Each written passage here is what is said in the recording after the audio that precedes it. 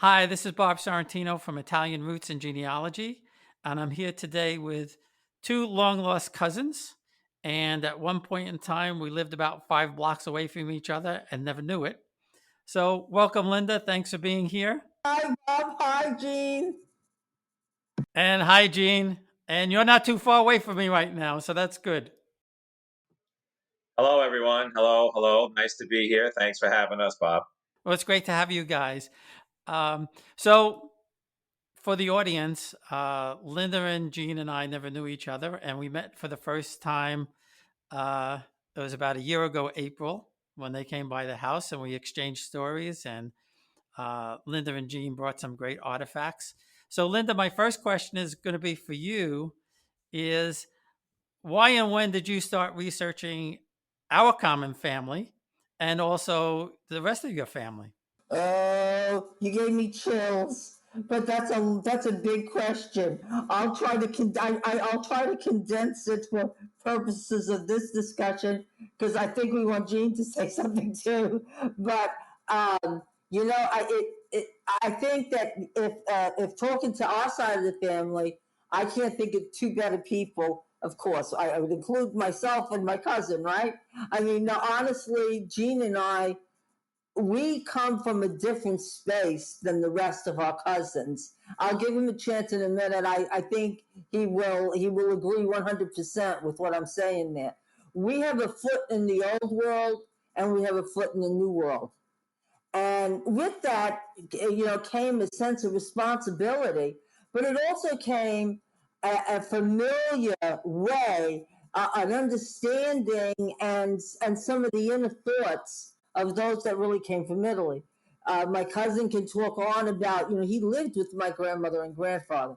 I lived next door to my Aunt Rose, my grandfather's sister, and the people that follow from Italy. And so I spent a lot of my days there, and my weekends I spent every weekend with Jean. So, but Jean and I were the only two to get that, and when we got that, we also got stories. I got the girl stories. He got the boy stories. He could tell you all about Sigiano. I could tell you all about Maria Pagamo. Those didn't pass because in her mind, we had our little rolls and our boxes and the things we needed to know. Like she opened her kitchen to me when I got married. And that was like, okay, now you got to learn how to cook. But so I started way back when I was a kid, and it started and why how I got to the Italian family was easy because it was with the death of my father. I found all those pictures, and I had to put names on them. And I thought, what a better way to honor my father and my family than to do this. So that was the first tree that I printed. But with you, that was of course the amazing breakthrough that really brought together all kinds of new genealogy and old genealogy and people next door and around the corner and deeds on off. We can go on and on. But it started with the story about Maria Pagamo that I wouldn't give up. To my grandmother only told me, and that her grandmother was a countess. That was it. Nobody believed me. And so I started 30 years ago and stuck to it. 30 years! But that's when there was nothing. What was I doing? I was reading books. I was reading books and learning how to do it. That was really what I did. And then I did my mother's stuff, which is American. So Jean, one of the things that obviously neither one of us knew was how close we were. And I think the most intriguing thing about our relationship is that my first cousin Nancy and your mom were like very, very close friends. So when did you start and putting all this together? Interesting question, Bob. It depends on what everything entails. I mean, I think putting things together as it relates to yourself and your side of the family existed very comfortably, very lovingly for as long as I can remember since I was a little boy. But it didn't include everyone in that side. It only included a few ambassadors, if you will. including, the 4 or 5 blocks away stuff. I mean, I know exactly where that was. I know, Louise and Emily and everybody, all these folks. I mean, these were very integral parts of my familial experience and group. And it was very nice. And it was a wonderful thing to belong to. It was a beautiful, embracing fit, and it became a sense of almost security in a way. You actually had a membership in a wonderful and loving society, and so that's where it started. Uh, you know, Echoing Linda's comments, I heard about my grandmother. Well, actually, my great grandmother from my grandmother, her mother. I heard about her mom from my grandmother. And now, without belaboring the point, I was in large, like I said, I lived with them. I was largely raised by them, my grandparents, my grandmother, my grandfather, because of my mother's illness.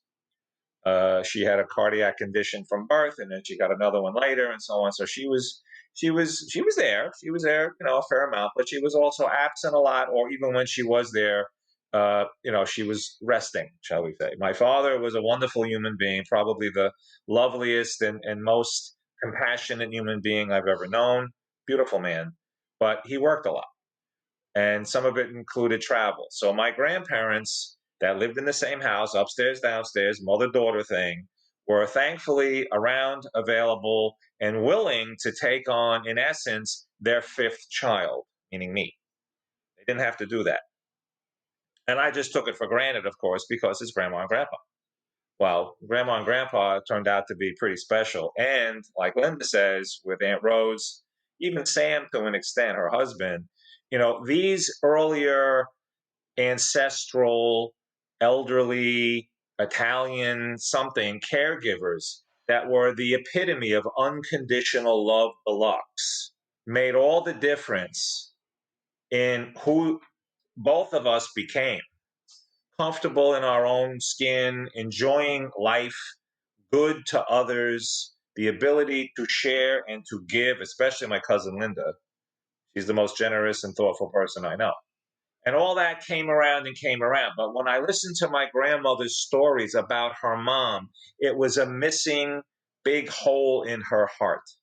She never knew her mom. Her mom died, we think, on the way back from, because my grandmother was born in New York City, and they took her back to Italy when she was roughly about a year and a half or 2 years old, something in that range. They took her back on a boat to be raised in Italy. My great grandfather did not want his daughter raised in America. He wanted her raised Italian in Italy. Hence the return to it was their first child, and so they did. And somewhere, somehow, we believe that my great grandmother passed away, we think, on the boat. Now, again, whose story is what? The story I got was that she died of an infection, basically sepsis, from mastitis, from breastfeeding her little daughter. And on a boat, in the middle of the ocean, and, whatever, 1910 or something about that. But she was born in '08. So it was roughly around that time. Linda would know the exact date, I'm sure. But theoretically, that's what happened. And we don't know where she is. We don't know where she's buried. We have no record. We don't know. So this is part of the yearning and burning desire to get to the bottom of this mystery. And there's no greater Sherlock Holmes on the planet than my cousin. With doggedness and devotion and resources and everything else, she's made it, her second life's work in a sense.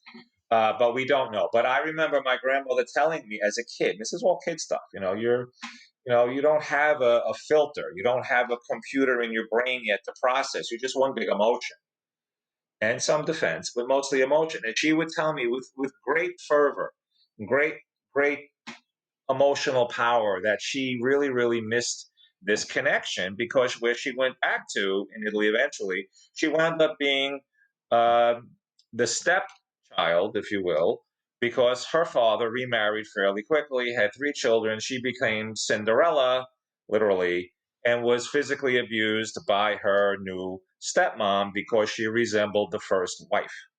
That's the story. She was physically beaten.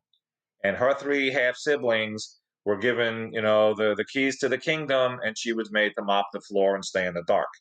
She was nearly blind. She was legally blind in one eye her entire life because of the beating she took and the things that she was told that if she opens her mouth to her father when he came back from his world tours around, because he was, at least at some point, we think, involved with Enrico Caruso, the operatic tenor in those days, in some way, that if she said anything to him, who she really adored, as you would anticipate from this dynamic, she would get it even worse. Shut up. And it was a terrible thing. So she missed her mommy. And she would dream about her mother for years. And these dreams were absolutely delightful to her. They were visits. They were colloquial. They were conversational. And she would come, and because it was me and her a lot. My grandfather went off to work, same thing, and it was me and her a lot. And she would tell me with great eagerness and happiness and all kinds of stuff, effervescence, about her dream about her mom, who came into her bedroom and sat on her bed as a glowing figure and talked about the most basic things that you could talk about: childcare, cooking, laundry, just house stuff. And she would have this back and forth with her mommy sitting on the bed. And then the next day she would come and tell me with all kinds of excitement and so forth and so forth. And I would hear all this stuff. And then they stopped abruptly, and she was devastated. They stopped for years and years and years. They just stopped. And she was very, very upset, but you don't control what you dream. They did come back. I'll spare you that long story, but they did come back many years later. And it's an interesting thing because the timing of when they came back coincided with some other interesting things. There are things in our family that are a little hard to explain. They verge on a little bit of mystical and spiritual, but most definitely familial.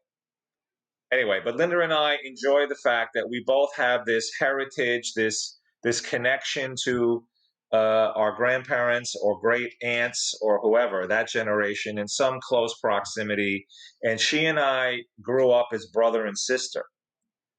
And we would plan, even plot stuff together as little kids to try to, get to figure out where they hid the Christmas presents in advance. All kinds of silly stuff.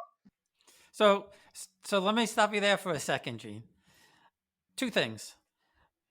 The first thing is that kind of leads me to believe why your grandmother had such a deep connection to my grandmother, who would have been, I believe, her second cousin. And that whole family tie, because that, in essence, that was her family, based on the other story that you told me. Absolutely. They were responsible in large measure of getting her back to America. Yes. Linda, I'll sign off at the moment. Let Linda explain that one. Oh, sure, Gene. Well, this is kind of the dynamic. The Sicilian side was living in one part, and I was on that side. Gene was raised by grandma and grandpa, but I spent all my time there. And even though there were other grandkids, there were not other grandkids at grandma's house. It was Gene and I, Prince and Princess. Sorry, that's the way it was. Am I not? He could just say. It's true. And we were told things. We were treated differently. We're not that different in age from our next cousin. There's 6 months between him and Gene. He's not even part of any of this. Nothing. We were treated differently. All the clothes that you see me in were all made by the Sicilian side. My grandmother would never do anything like that, right? She was never, she didn't come from that class of people. Never. But all my clothes in every picture of me when I'm a kid were made by my Aunt Rose and my Aunt Teresa. Everything. Handmade, because that's what they were, seamstresses. But it's fun. Now, let me get to your question again, Bob. I twisted off. Ask it again, so I'd be sure to answer it and turn it back over to you all. No, that whole connection. I knew Georgina, your grandmother. That's who I knew.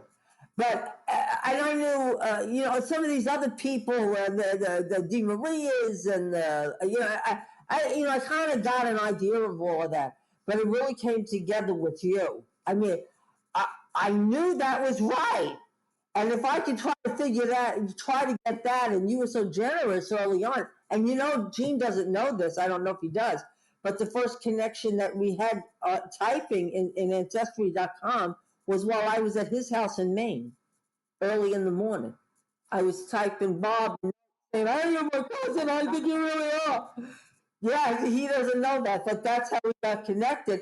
And because I always had an interest in it since the 70s, since I read Roots, I knew I was doing this. So I spent all my time reading Italian history. I spent all my time reading Roman history. I started building trees. I built the Roman family tree because that one I could do because I could read books, find names, build trees. If you go out to my ancestry, you'll see there's one for Augustus. There's a whole family tree out there.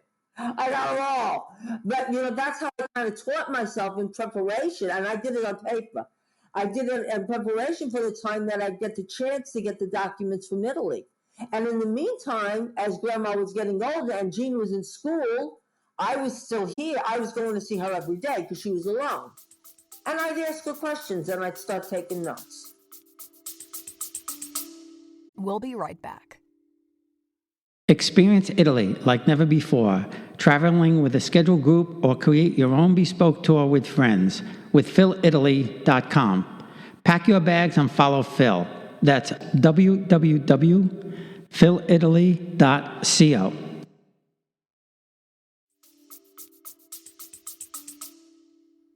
Yeah, and I think, and just another point to what Gene was saying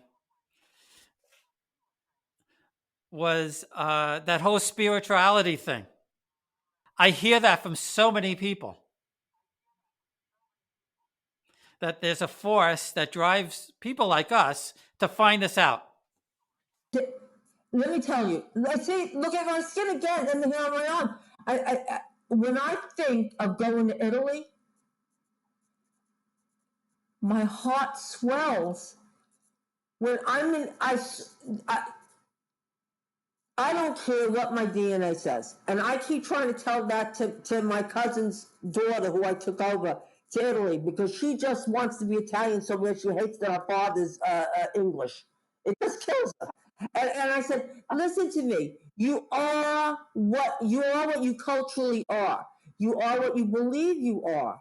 I said, you met when I took you to Italy, you met black men. Are they Italian? They lived their whole life in Italy. Are they Italian? Or are they African? You don't know because you don't know how they culturally live. You know where they live. So I said, separate those two things. Those are important separations. You're as Italian as I am because it's in your soul. I don't care what your blood says.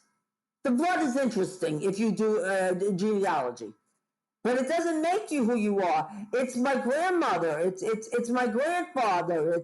It's your grandmother. It's all those people that made me who I am. And I couldn't think of honoring them in any other way than memorializing them in things like history books and a cookbook. When you think about something to join an entire family, been here 100 years, what is one thing we can all agree on? Food. So, Gene, I want to ask you a question. Now, you lived in Italy. You went to school in Italy, I believe. Did you know at that time any of these connections? Did you try to find anything while you were there, or while you were? I know you were busy in school, but did any of this cross your mind when you were a kid to look into this? When I was a kid, no. Like I said, you take a lot for granted. Uh, no, it was all part of the tapestry of who was what, and we had family from all over the place. The people in Brooklyn, people in New Jersey, people in Queens, people whatever. People in Michigan, for God's sakes. And they would all come. They would all come because my grandparents were, they weren't patriarchal or matriarchal in the the formal sense of the word, but they were a lovely couple that people wanted to come and visit and see. Plus, it was what they kind of did. My grandmother had friends. Emily was one of her dearest. Linda mentioned Aunt Teresa, one of her best pals. She had a cousin, not even through marriage, Rose in Brooklyn. She had her thing. So it did not occur to me to explore that. I enjoyed it all. I enjoyed it. Well, I didn't enjoy Rosie so much. Rosie in Brooklyn used to grab my cheek and give it the old, oh, how big you got routine. I didn't like that a lot. But whatever. But they were all delightful people, all loving, gracious, generous, whatever. Terrific stuff. Terrific stuff. We even had an Uncle Toto who's got, you can't be real without an Uncle Toto, so we had one of those. When I went to Italy for medical school, the thought occurred eventually once I figured out where up was, you get some ideas. And at one point I did. I went down to Sicily to visit or to find really my grandfather's Sicilian, obviously grandfather's sister, his oldest sister, Concetta, and that's a long story. I won't go into the whole thing, but I did. I went down there. I did find her. It was a wonderful, wonderful, probably one of the top 10 memories of my life, will be until I'm gone, of actually finding and visiting with Concetta in her home, which is where my grandfather and Aunt Rose were born and raised until they came to America. And she came here with them. There was three of them. They came together, and they sent Concetta back after several weeks on Ellis Island alone, cruelly, in my opinion, because she was deemed to be illiterate. And she was probably close to that, I'm guessing, because she was the eldest. Their father had passed away. She needed to go to work early as a kid to make money to support the family. So how far in education she got, I don't know. But that was the rationale, to separate the poor thing who had made the sea journey and did everything everybody else did. And they sent her back, and she went somehow by herself, got back to Sicily, and went back to her home, the only home she ever knew. She did get married, and sadly, like her dad, her husband died young. She had no children, and I went and I found her, and it was delightful. And she was 90. I think she was 90 or 92, one or the other, when I found her. And she was great. She was spry. She was engaging. She was funny.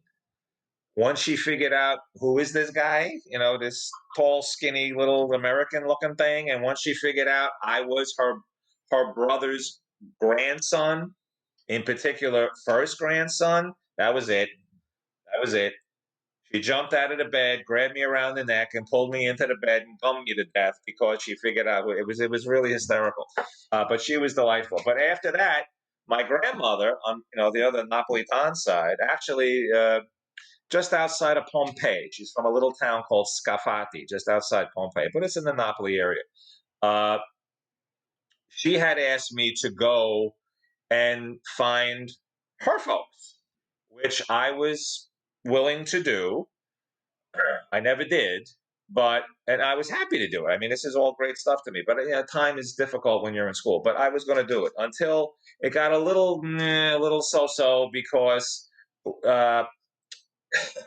she hadn't spoken to her step siblings for 40 years or more. And then there was an earthquake in Naples, and she thought it was nice to call them and see how whatever that things were going, and they kind of got friendly again and blah, blah, blah. So she wanted me to go down and check them out. But she had sent them pictures of me and stories that I'm in Rome and this and that, and they sent back letters and pictures of the young ladies of the family that they wanted me to meet. And I went, wait a minute, hold it. I somehow feel a shotgun coming. So I never went. I regret that. But I never actually went down to see them. I just have to say this. I got to laugh because I have all this information. because when cleaning out the house, I went through all the drawers. The one thing, I went through everything. I took all the paper, every picture, everything. Just put it in a bag. I'll figure it out when I get it home. Because we had to get out. My uncle wanted us out of the house in a week. It was like that wouldn't happen. But anyway, I took all that. But what I have been doing that's really with this next version. See, I've got all these versions, books I got to do. But I promise this, I really want to do this while my two Sicilian aunts are still alive. I want to do an update on the Sicilian family because I've learned so much about the Sicilians. One being is that when I was in Naples, let me just say, when I was in Naples, which I absolutely fell in love, I fell in love with that whole B&B idea in Naples. I absolutely love it. It was fabulous. I had such a great time. I made friends. And talking to them, the guy says to me, "We don't understand you Americans. All this interest in genealogy and ancestors. In Italy, everybody's a cousin. And you want to know what? I know in Sicily and Naples, everybody is a cousin. I'm walking up and down the streets and I'm saying, these all look like my people, you know? I mean, and then I do the family tree, and everybody on this list that they're coming from Sicily, I think they're coming alone, these 3 people from Sicily. Bullshit. There's like 3 pages from Sarah de Falco where they're all cousins. Everybody's marrying each other. And when he brought up Conchetta's husband was married to another cousin, and then she died. And he was free when she got back. So, hey, he died, 6 months, not 6 months between them were married. But now I know all these names. It just is, I'm going, my cousins here. It was like my Uncle Vito was like, there was a secret about Aunt Rose and Uncle Sal being first cousins. Honey, you look at the tree. We are married and intermarried and married again. I mean, we are all cousins. It was such a trip. But when I look at the letter, the thing when you get to the letters too, the other thing that we have is we have peasants, right? We have a family of peasants. And you look at pictures of my grandmother, even when she was getting married, every picture of my grandmother with everybody else around her, you pick her out when she's among everybody else. There was the way she sat, the way she walked, the way she talked, the way she looked. She had a refinement about her, whether she was raised by that family that you, Bob, and I know so well. And Gene knows now too. These people, who knew this? I mean, I knew a story, but that aside, my grandmother had it embedded in her. It was there. It's in clear sight for everyone to see. But really, when I read the letters, then, and I know that my aunt, your aunt, or great aunt, wherever we are here, Maria Bergamo, the one that we connected on there, Nicola's sister. When you think about where she came from and her husband, who is wealthy too, I read letters from someone who was extremely educated, Tommaso Bergamo, to my grandfather, telling him what a gracious and wonderful man he is. This could only happen in America. No way in hell would my grandmother be able to talk to a Sicilian.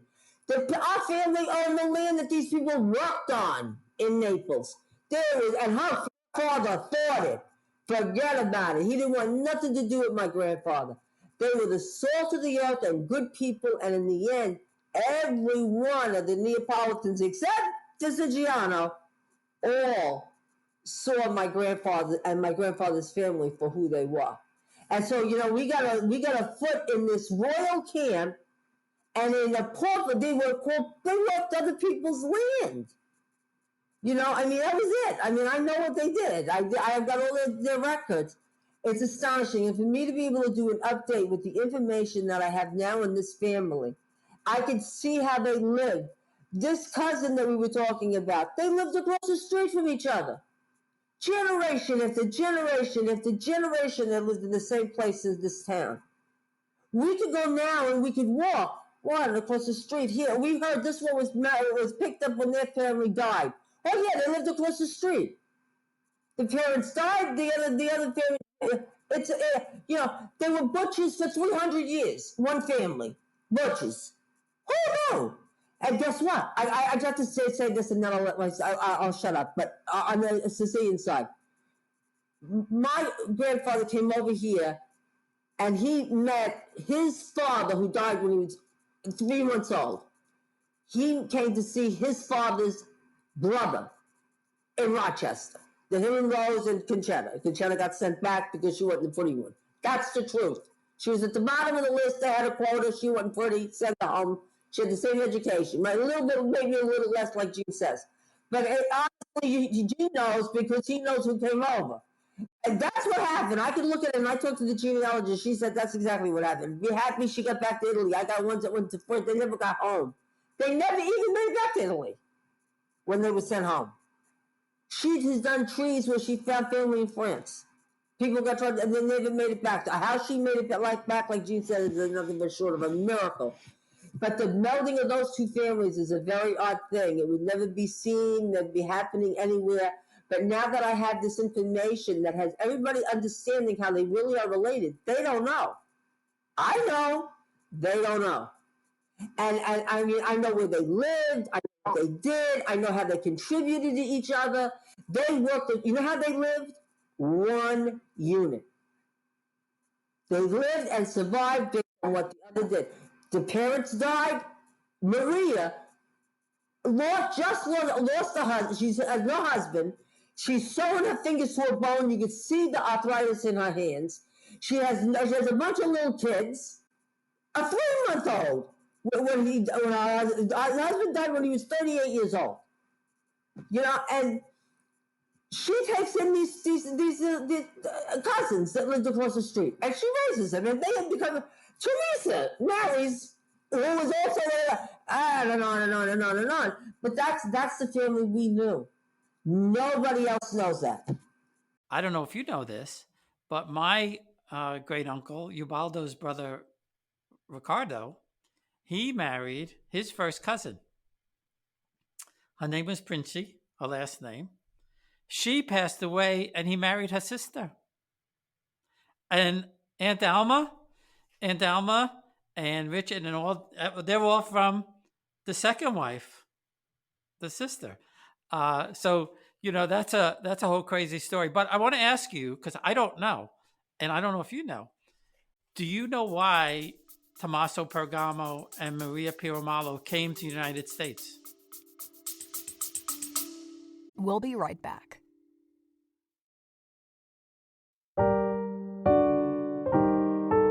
Lafayette, we are here. The French history podcast for the American public by a Frenchman. Learn all about France's fascinating history, its great characters like Charlemagne, Joan of Arc, Louis XIV, or Napoleon, but also the great events that marked France, Europe, and sometimes the whole world. Lafayette, we're here. Available wherever you get your podcast or on LafayettePodcast.com. À bientôt.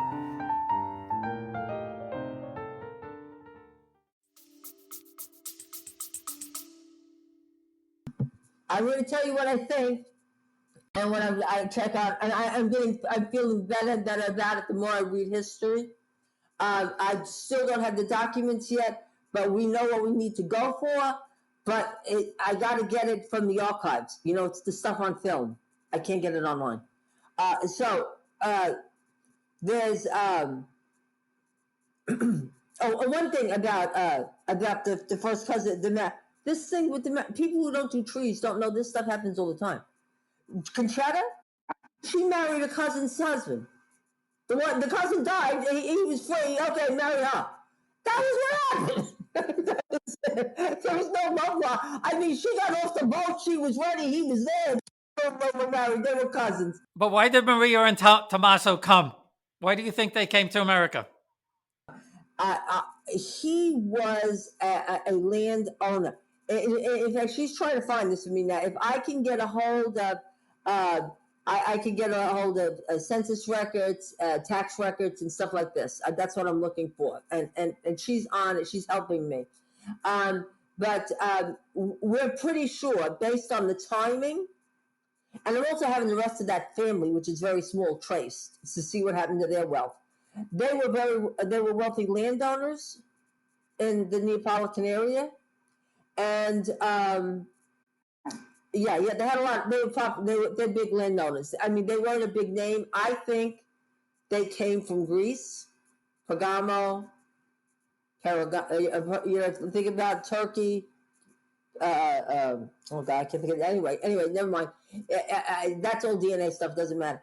They were wealthy people in that area, and she was she was one of the bottom children there. So okay, she wasn't important. She could marry somebody, had some money, and go up and be good.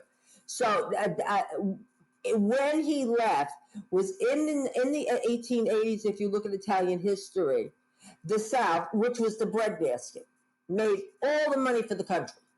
Always a rich country. Then it joined in 1861 or whatever it was, the unification.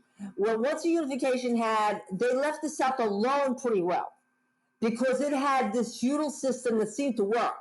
Like the people who owned the land really did take care of the people. They did things, like they took care of health. People had a certain right to public land, to food. There was all this kind of stuff that was in place in the South that they didn't have in the North. In the 80s, they started to get, this is why history is so involved in getting right to genealogy. In the 80s, what started to happen was industrialization started in the rest of the world, right? And the Italians wanted to pick up on industrialization. So they went to the South and stripped it of all its money, overtaxing it, trying to push it anybody who wanted to win needed to try to get into industrialization because and they were all farmers, right? I mean, they were landowners and stuff like that. That didn't work. So I think that caused a huge movement of people of our family's class from the South here is when that stuff started to happen. Some families were able to hold on, some were not. One of our family members still remained there. That brother may have consolidated property. I believe because we were told several stories and we're checking on it. One, Tommaso, I was told he owned a shoe factory. My aunt said a glove factory. You look at my grandmother, you look at her gloves and her shoes, he made both. No question about it. I mean, the old pictures, that's what he did. This was probably his shot at industrialization.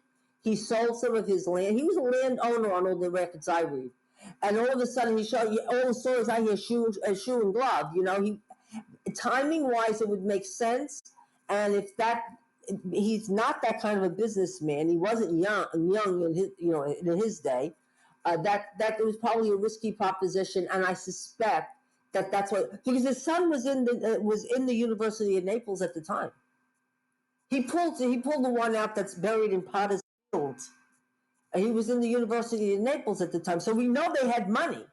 And then and all of a sudden he shows up in the United States with another one of his other brother's sons, and another brother stays here. So something dynamic business-wise blew, and he still had money though, because he managed to live in not such a bad place on 14th, not so bad. They didn't live in like the slums, the lowest part of Manhattan.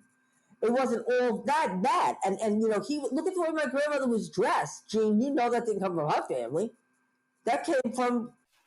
So that may explain, if he was in the textile industry, why my grandfather and his brother wound up with the embroidery business. That could be exactly how all that came about. See, and you came a little bit earlier.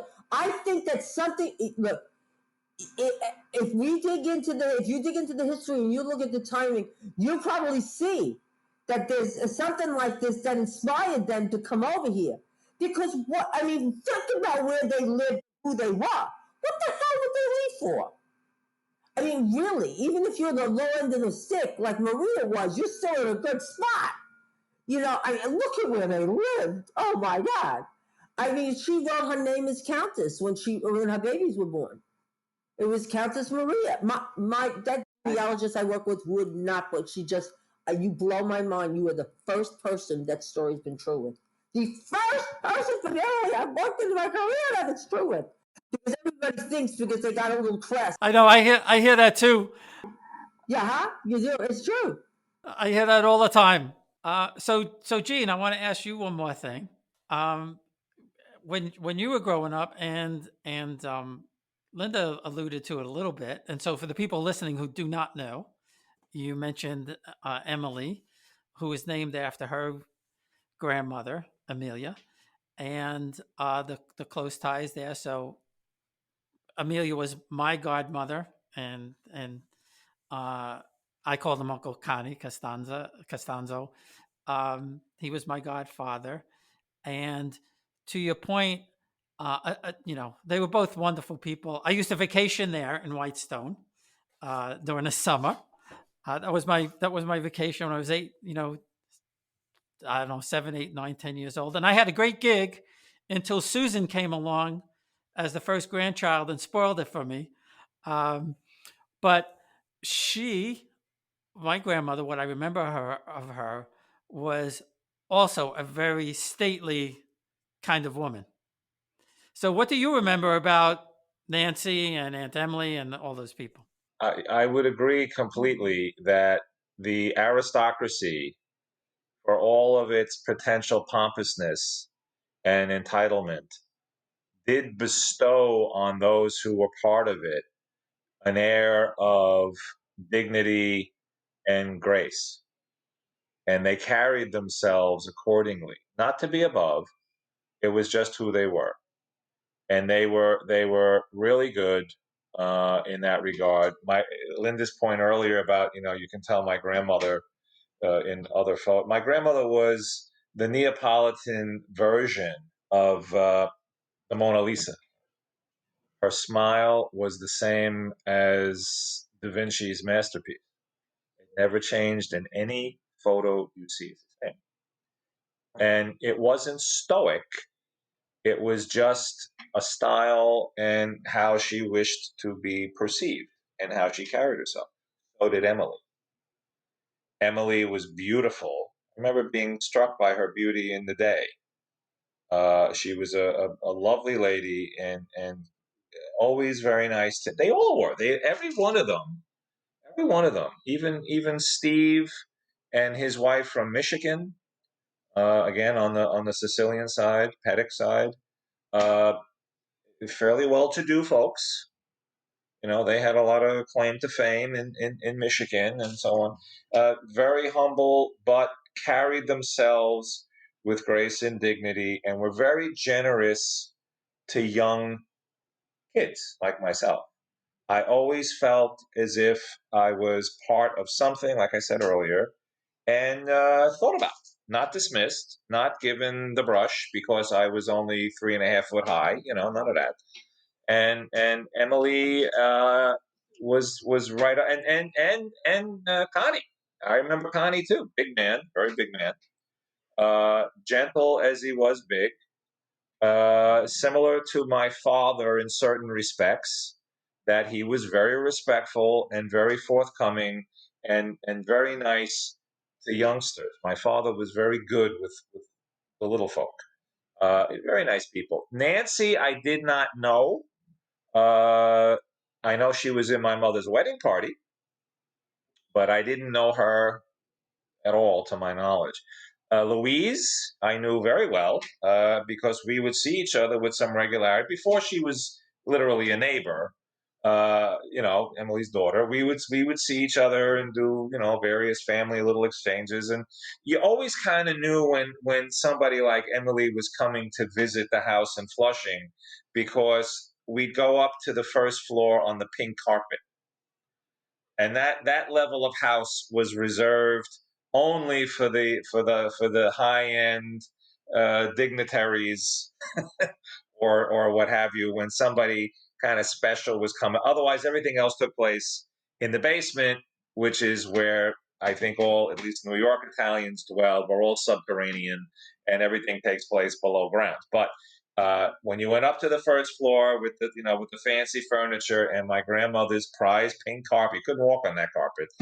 You knew somebody special was coming around, and Emily was one of those specials. But she was always, always impeccable and delightfully warm. Yeah, but anyway, there were all kinds of, what they end up being in some way is, first of all, they're all very loved by Linda and I, and they have enriched both of us in ways that are priceless and cannot even be enumerated accurately. It's just a thing. It really is, and I think both of us have the same mindset that whatever we have that we don't deserve because it was us. It was just serendipitous fate that we happened to show up in the pecking order where we did and in the proximity as to where we were. Okay? So purely, but for the grace of God, go I, or what have you. However, we both feel an equal duty, even responsibility. One, to share that. Two, to create a bridge, a linkage, not just with our current peers when we come to this ripe age, and Linda and I are both, a little past prime here, but to give it back. Yeah, you too, I know. Yeah, and to give it back, in particular, for the generations that are behind us, the ones that are either here already or the ones that haven't even been conceived yet, which is why, and Linda alluded to it, there's a cookbook. Simple thing. A cookbook. Big deal. It is a big deal. We were going to have a centennial celebration last June, and we had to postpone it because of obvious reasons with virus luck. Okay?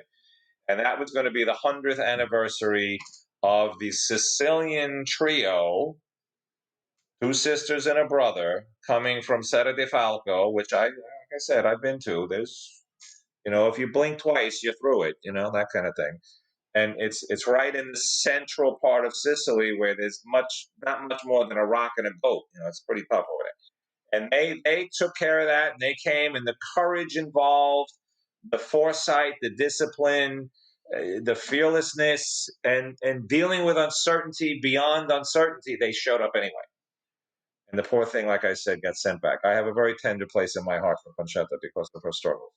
At any rate, we want to give something back. We had the centennial planned. It was going to be a glorious time. Linda had arranged it all in Little Italy, of course, in a restaurant down there that my Uncle Peter was extremely fond of. We had to postpone it. Okay. So what did we do instead? We said, okay, well, we can't do this. Well, what are we going to do? And Linda's brainchild was, let's make a cookbook. Let's do something to connect us all. Let's make something that you can put something someplace that says, you know what, even if we can't get together now, and we hope to do that in future if they allow, but let's create that and do it accordingly so that we all have something that says we're a we.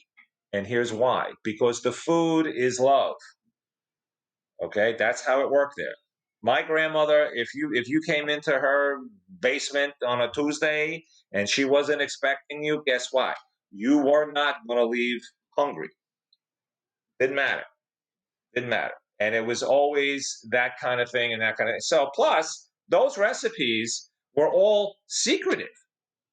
Nobody knew. Nobody knew. I mean, she would show people like Linda's mom and Peter's wife, Mary, and a few folks here and there. She'd show them a little bit, the in-laws, more or less, a little bit, but she'd always kind of leave a little something out. Like how much salt, what salt. She had the top of the salt box cut off. She'd go in there with a fistful. That was her little bit of salt. Anyway, so we took the secrets and we put them into, something that's now available, shared. Our cousin Lori was integral in this part because she was kind of the structural disciplinarian of making it actually a user-friendly and reliable recipe cookbook. Whereas Linda and I can talk till the cows come home, but when it comes to the detail, Lori was the detail person that made it a reality. Our cousin Rick brought in his side as the firstborn on the Speziale side to weigh in with his input and his family. And so we brought the families that were very close, Aunt Rose and her side and Rick, and we brought it together. And Linda and Lori did yeoman's work to make something really extraordinary. And recipes from the generation behind us are included with photos and stories, little stories, little this, little that. So it's a thing that it's an heirloom waiting to be utilized accordingly. So it's that. So we are really blessed by the people who came before us. I am surrounded in any room in my own home, as I am right now, by things that have come from family on either my dad's side or my mom's side all the time. I have many things that my grandfather, the blacksmith, made: his shields, his swords, his axes, his whatever. I have a wrought iron chase lounge that he built for my mother because she was ill and needed a place to sit. And my Uncle Peter thought of it on his deathbed, unbelievable, to inform me that he had taken it and had it refurbished and was giving it to me as a Christmas gift. This was in November, for that Christmas, and he knew he wasn't going to be here. So that I could take it to my home in Maine and use it there. And when my mother came to visit, my mother's been gone 44 years, she would have a place to sit on his deathbed. I went to say goodbye to the man, and he shows me a picture on his phone and gives me this spiel. Who does this? Who does this? Who does this? Unbelievable. I went to Maine that Thanksgiving, and I took a picture, and I texted it to him, and I said, you know what? Here we are in Maine, and this chair is beautiful, but there's room for two. Meaning you too, Uncle. You come sit here too. They're beautiful, wonderful, generous, loving people from humble roots or aristocracy, but they all come together and they provide such a rich texture for Linda and I to draw from and to become whatever we're capable of in our own way, in our own potentials. And my cousin is extraordinary in everything she does in this regard, tirelessly and beautifully. And I kind of come along for the ride. I think I'm along for the ride too. So two things. The first one is, with respect to the reunion, the Italian American Museum in New York City is opening up Columbus Day next year. And I have a special in. With the founder because I interviewed him. So maybe we could all meet there in next October. A little bit late, but maybe we catch it anyway. And about the cookbook, for people listening, it is an amazing cookbook. And Linda, just to ask you, I know this was a second, third, and fourth job for you and your cousin, and great recipes and great photos. And where can people find this book if they want to purchase it? Let us know. I don't know how we would do such a thing, but it's on Shutterfly. And I mean, that it's simply there. And if you wait for when there's a sale, like now, there was just one. I mean, they have them pretty regularly, especially around the holidays. They're going to have them. You could get that cookbook. It has 100 pages in it for 100 years, but it's got more than that in recipes for sure. You could get that book without no shipping, $35. And it's a great Christmas gift. It is, and there's sale. And if you put it out there, I'll write something about the sales. I don't know if it's still going on. Let me look, because just wait for when that happens, and then you can order. I'm giving them. I was telling my cousin that's what I've done. I bought a bunch of them, and I'm giving him this Christmas gift. I want to say one thing about. Let me just say one thing about. I wanted to say something about Steve Petix, because I meant to say before when I said that they came over here and they met up when I got off on Conchetta. They met up with their uncle, right? Their oldest uncle, Stefano, in Vincenzo in Rochester. I mean, he was a sulfur miner. I mean, this is what he did. This is why, I'm kind of interested. I'm interested in how, our people seem to have gotten like moved up a notch in what they were doing for a living. When they came here, which was earlier, he was a sulfur miner. All his sons, Stefano, who Gene's talking about from Detroit, they picked up the women's trade. The women taught them how to sew, and they turned it into men's custom suits. They made $1 million using their head. Stefano couldn't write his name. I'll send you a picture of his handwriting. I know what education he had. I'll send you his writing. He couldn't even write his name. He was a sulfur miner all his life. But when they got to the United States, they looked around and went, wait a minute, this is where we're going to make the money. And they're still making it out there. And I wanted to leave on that note. See, this was using their head. In Italy, a seamstress work only for women. And Steve was handsome and always in the best tailored coats. And gives me the chills to think about it. And that was because he was willing to take on his mother's trade. Well, thanks. This has been fantastic. And since we can't meet in person, at least we're able to do it online. And this, it makes me melancholy to think that we didn't know each other 30, 40, 50 years ago, but at least we've reconnected now. So thanks a lot.